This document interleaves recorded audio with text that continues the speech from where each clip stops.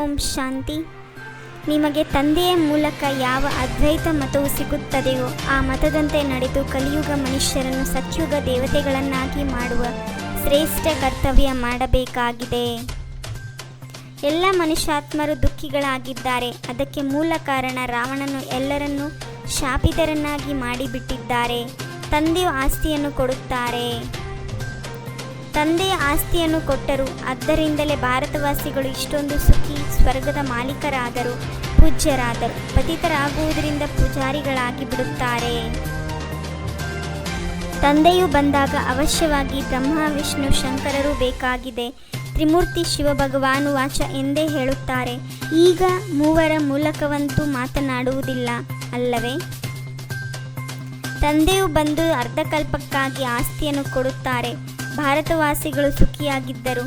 ನಿನ್ನೆಯ ದಿನ ಈ ಲಕ್ಷ್ಮೀ ನಾರಾಯಣರು ರಾಜ್ಯವಿತ್ತು. ತಂದೆಯು ನಮ್ಮನ್ನು ಸ್ವಚ್ಛ ಬುದ್ಧಿಯವರನ್ನಾಗಿ ಮಾಡುತ್ತಾರೆ. ರಾವಣನು ತುಚ್ಛ ಬುದ್ಧಿಯವರನ್ನಾಗಿ ಮಾಡುತ್ತಾನೆ. ಈಗ ನೀವು ಮಕ್ಕಳು ಸಹ ನಂಬರ್ 1 ಪುರುಷಾರ್ಥದನುಸಾರ ಮನುಷ್ಯರನ್ನು ದೇವತೆಗಳನ್ನಾಗಿ ಮಾಡುವ ಕರ್ತವ್ಯವನ್ನು ಕಲಿಯುತ್ತೀರಿ. ಶಾಂತಿಧಾಮ, ಬ್ರಹ್ಮಾಂಡ ಮತ್ತು ವಿಶ್ವದ ಮಾಲೀಕರನ್ನಾಗಿ ಮಾಡುತ್ತೀರಿ. ಈ ಅಂತಿಮ ಜನ್ಮದಲ್ಲಿ ಕೇವಲ ಪವಿತ್ರರಾಗಿ ಮತ್ತು ಯಥಾರ್ಥ ರೀತಿಯಲ್ಲಿ ನೆನಪು ಮಾಡುವುದರಿಂದಲೇ ನೀವು ಮುಕ್ತರಾಗುತ್ತೀರಿ. ಸತ್ಯುಗದಲ್ಲಿ ನೆನಪು ಮಾಡುವ ಅವಶ್ಯಕತೆಯೇ ಇರುವುದಿಲ್ಲ. ಸ್ವರ್ಗದಲ್ಲಿ ವಜ್ರ ವೈಡೂರ್ಯಗಳ ಎಷ್ಟೊಂದು ಮಹಲುಗಳಿತ್ತು. ಭಕ್ತಿ ಮಾರ್ಗದಲ್ಲಿಯೂ ಸಹ ಎಷ್ಟೊಂದು ಅಪಾರವಾದ ಧನವಿತ್ತು. ಅವೆಲ್ಲವೂ ಎಲ್ಲಿಗೆ ಹೋದವು? ನಾವು ತಂದೆಯಿಂದ ಸ್ವರ್ಗದ ಆಸ್ತಿಯನ್ನು ತೆಗೆದುಕೊಳ್ಳುತ್ತಿದ್ದೇವೆ. ಯಾರು ತಂದೆಗೆ ಸಹಯೋಗಿಗಳಾಗಿ ತಂದೆಗೆ ಸೇವೆ ಮಾಡುವರೋ ಅವರದೇ ಮಾಲೆಯಾಗುತ್ತದೆ. ಪ್ರತಿ 5,000 ವರ್ಷಗಳ ನಂತರ ಸ್ವರ್ಗದ ಮಾಲೀಕರಾಗುತ್ತೀರಿ.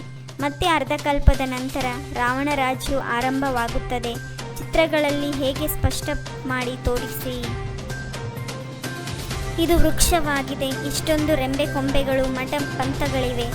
ಈಗ ಇಡೀ ವೃಕ್ಷವು ಸಮಾಪ್ತಿಯಾಗಲಿದೆ. ವಾಸ್ತವದಲ್ಲಿ ಹಳೆಯದಕ್ಕಿಂತ ಹಳೆಯದು ಆದಿ ಸನಾತನ ದೇವಿ ದೇವತಾ ಧರ್ಮವಾಗಿದೆ. ಅದಕ್ಕಿಂತ ಮೊದಲು ಯಾವುದೇ ವಸ್ತುವಿರಲು ಸಾಧ್ಯವಿಲ್ಲ. ಉಳಿದೆಲ್ಲವೂ 2500 ವರ್ಷಗಳಷ್ಟು ಹಳೆಯದಾಗಿದೆ. ರಾವಣ ಸಂಪ್ರದಾಯದವರು ಸ್ವರ್ಗದಲ್ಲಿ ಬರುವುದಿಲ್ಲ. ಎಲ್ಲರೂ ಮುಕ್ತಿಧಾಮದಲ್ಲಿ ಇರುತ್ತಾರೆ. ಉಳಿದಂತೆ ನೀವು ಯಾರು ಓದುತ್ತೀರೋ ಅವರು ನಂಬರ್ 1 ಆಗಿ ಸ್ವರ್ಗದಲ್ಲಿ ಬರುತ್ತಾರೆ.